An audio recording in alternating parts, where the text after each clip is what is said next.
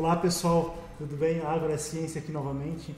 Hoje saiu o nosso grande e esperado relatório do USDA e para comentar os resultados aí relativos aos grãos e cereais para o mundo, estamos com o nosso querido professor Stefanello, que vai comentar cada uma das commodities importantes para o nosso país. Professor Stefanello, bem-vindo. O que a gente pode esperar aí para o mercado de milho para os próximos dias e meses? Para a safra 2024-2025, o balanço de oferta e demanda mundial, publicado agora para o mês de setembro, não difere em relação ao mês anterior. Produção mundial equivalente ao consumo, levíssima redução de estoque, de 1,2 milhão de toneladas, e o estoque final, se não houver quebra de safra aqui na América do Sul, nós teríamos 308 milhões de toneladas. Por esta razão, a cotação internacional do milho permanece naquele patamar entre 3 dólares e 77 a 4 dólares e 50 centavos o bushel, menor do que no ano passado. Os prêmios agora estão muito elevados aqui no Brasil, 1 dólar e 30 centavos por bushel, e para o ano que vem reduzem até uns 35 centavos de dólar por bushel. E, como nós sabemos, a taxa de câmbio aqui no Brasil se mantém elevada, R$ 5,60, R$ 5,65 nessas duas últimas semanas. No Porto de Paranaguá, o preço da saca de milho está entre R$ 64 a R$ 68 reais. No mercado de lotes no interior do estado, R$ 57 a R$ 65 reais a saca. E é importante citar que o Brasil este ano deve exportar umas 40 milhões de toneladas, já exportou 20. O consumo para etanol e o consumo para ração animal está elevado. E outra situação importante é que na primeira safra, agora, a área plantada será menor no Brasil do que no ano anterior. A produção deve ficar em torno de umas 24 milhões de toneladas, se o clima permitir. E a seca que está retardando o início do plantio da safra de verão pode retardar o início do plantio da segunda safra de milho. E isto preocuparia. Olha só, o mercado de milho não é para amadores não, professor Stefanello. É sempre muito complicadinho, mas sempre é uma opção excelente para todo produtor. Sem sombra de dúvida. E no caso da soja?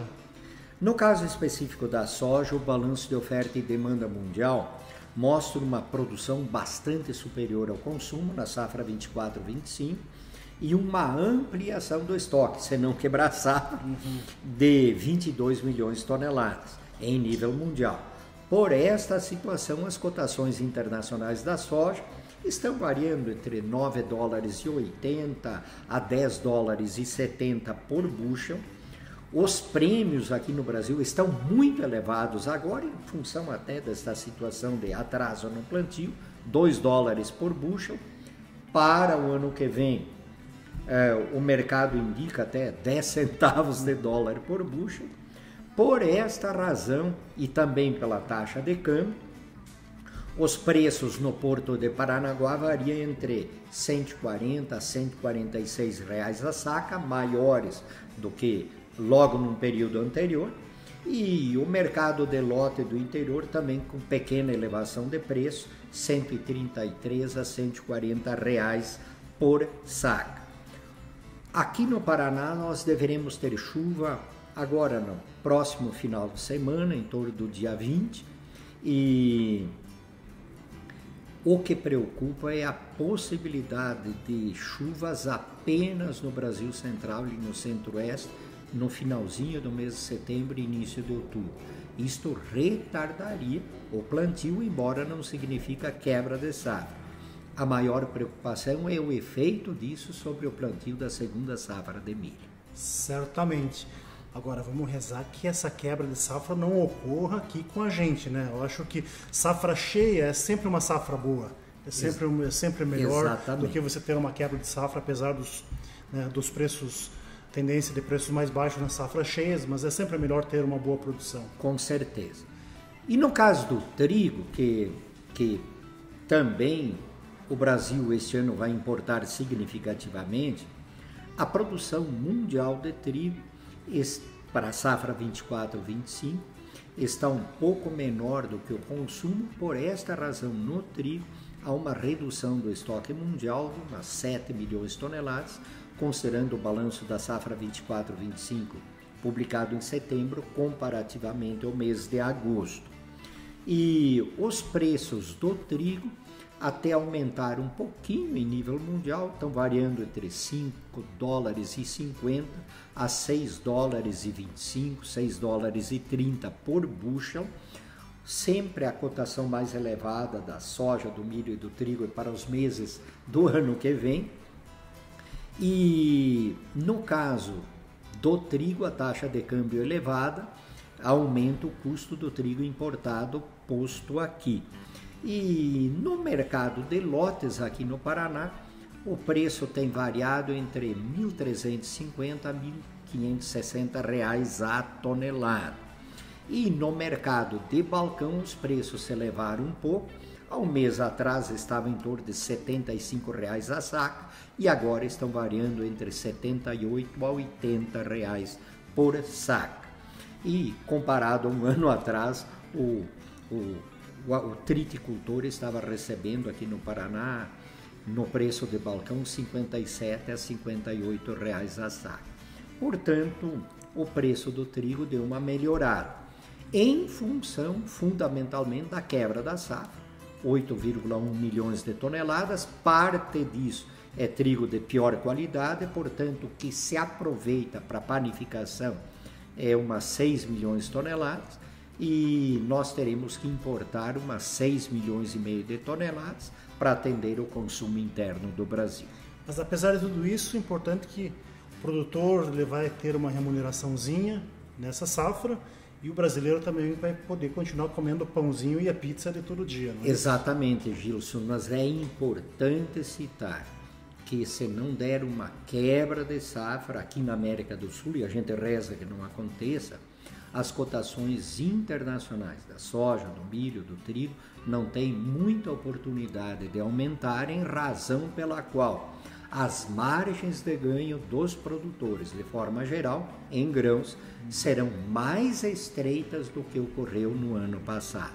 E isto significa que eles devem manter um cuidado muito forte sobre os custos de produção, diversificando épocas de plantio para terem diversificação de floração e de período de maior necessidade de água, porque a condição climática de passagem do El Niño para a Laninha mostra, além de uma seca que está ocorrendo agora e que retardará o plantio, principalmente no Brasil Central e Centro-Oeste, nós poderemos ter aqui no sul do Brasil períodos de veranico no final de novembro e início de dezembro. E isso preocupa, sim, significativamente os produtores de uma forma em geral desses estados do sul. Sim, de fato a questão climática é a bola da vez agora, a grande preocupação do momento. Na parte da produção animal, o que a gente pode esperar? Tem alguma novidade? 2 pontos importantes devem ser citados. Primeiro, o aumento do consumo das carnes de uma forma em geral e do leite e derivados, em função da melhoria da renda do brasileiro, fruto do maior nível de emprego da população e também das transferências de renda do governo de uma forma em geral. E em segundo lugar, o que está sustentando cotações aqui dentro são o desempenho das exportações da carne de boi, de suínos, de frango, de uma forma em geral. Essas duas variáveis fazem com que os preços do boi, que estavam caindo, deixaram de cair, e muito provavelmente a partir de meados do ano que vem teremos uma recuperação mais significativa das cotações do boi e do suíno e do frango. Os preços estão se mantendo agora em patamares superiores a custo, o que não acontecia principalmente no suíno no final do ano passado e até o início deste ano. E no caso específico do leite, os preços estavam aumentando, mas agora, praticamente de agosto para setembro, se estabilizaram. em nível dos produtores, mas também em patamar superior a custo de produção, porque antes as importações provocaram uma situação muito difícil para os pecuaristas de leite de uma forma em geral, expulsando muitos pequenos produtores da atividade. Perfeitamente. Assim mesmo, não é hora para descuidar, não. Exatamente. Numa situação de transição climática que nós estamos tendo, os produtores devem ter muito cuidado em relação a custos, como disse, em relação à diversificação da época de plantio, em relação a fazerem os investimentos que são absolutamente necessários em função de margens menores e manterem um certo cuidado em termos de caixa para não se verem numa situação de dificuldade, principalmente produtores aqui do sul do Brasil, em que há uma possibilidade de um clima mais desfavorável sobre safra de verão, devido aos veranicos que poderão acontecer aí em final de novembro, em meados de dezembro. Então é isso aí, fazer uma boa gestão e rezar também para São Pedro. Teremos aí uma gestão de produção, de comercialização e gestão dos recursos de uma forma geral. Gestão de riscos de forma geral também. E gestão de risco também. Perfeito. Seguro rural é muito importante nesse momento também. Fundamental. E lamentavelmente o governo alocou muito recurso para prêmio ao seguro. Perfeito. Muito obrigado, professor Stefanello. Eu acho que foi muito elucidativo e até a próxima. E como é que é o nosso lema mesmo? O agro é ciência e até uma próxima. Até a próxima.